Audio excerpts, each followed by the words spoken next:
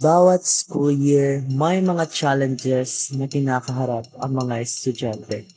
Isa sa pinakamahalaga para sa grade 12 students ay ang kanilang research project.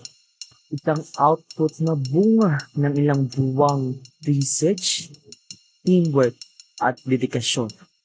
Pero paano kung ilang oras lang bago ang submission?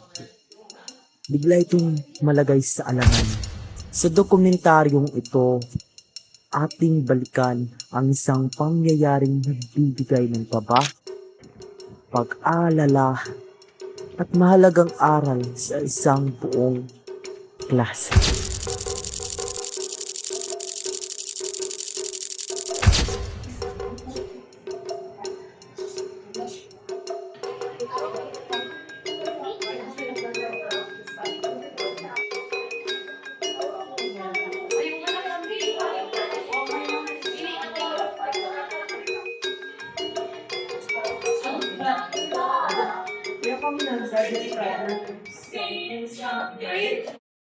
Nga pala, nasaan yung research paper natin ang Ano sa akin?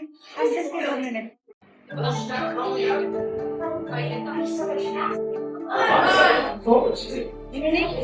yung research paper natin? Dito yung research paper, pero yung USB ko nandito. Dito ko lang yung nilagay. Teka lang, mukhang nawawala yung USB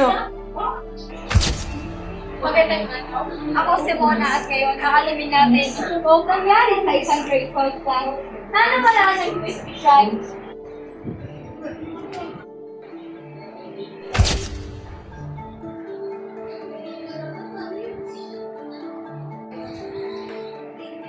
Anong nangyari? Yung USB nawawala eh.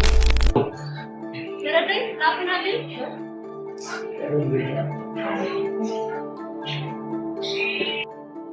Talagang nangyari. Nawawala kasi yung USB. Nawawala talaga yung USB namin.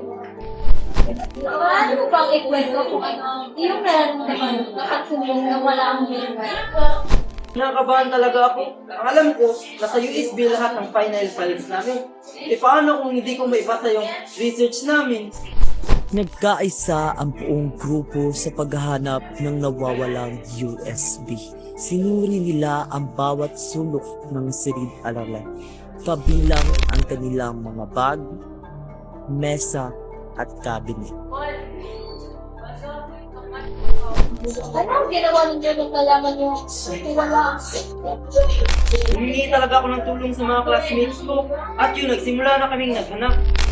Pero habang tumatagal ang paghahanap, mas lalo rin tumataas ang tensyon. May ilang haka-hakang nagsisimulang kumalat. Ngunit wala pang anumang ebidensyang nagpapatunay sa mga ito. Sa tingin mo, ano ang pinakamahalagang natutunan mo habang nahanap ko sa Siguro yung hindi magpapanik. Kasi minsan, iba-iba na lang talaga yung pumapasok sa utak ko.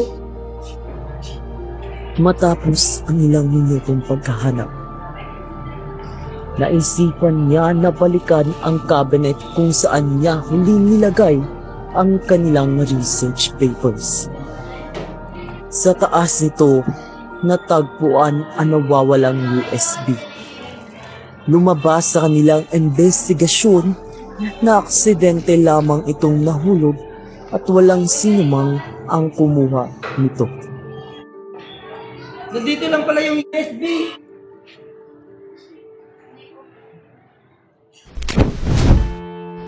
Ano ang naramdaman mo? Hanap niyo ng USB? Sobrang relieved kami. Doon namin na-realize na mas mahalagang maging kalmado kaysa mag-isip agad sama. Ang insidenteng ito ay nagpapaalala na ang bawat problema ay may solusyon kung mananatiling kalmado at magkakaisa ang lahat. Sa huli, hindi lamang ang USB ang kanilang nahanap, kundi pati na rin ang tiwala sa isa't isa at ang kahalagahan ng pagiging responsable. Sa simpleng pagkawala ng isang USB, nakita natin kung paano maaaring maapektuhan isang buong grupo. Ngunit higit sa lahat, ipinakita rin nito ang kahalagahan ng pagtutulungan, tamang komunikasyon, at paghanap muna ng katotohanan bago gumawa ng anumang konklusyon.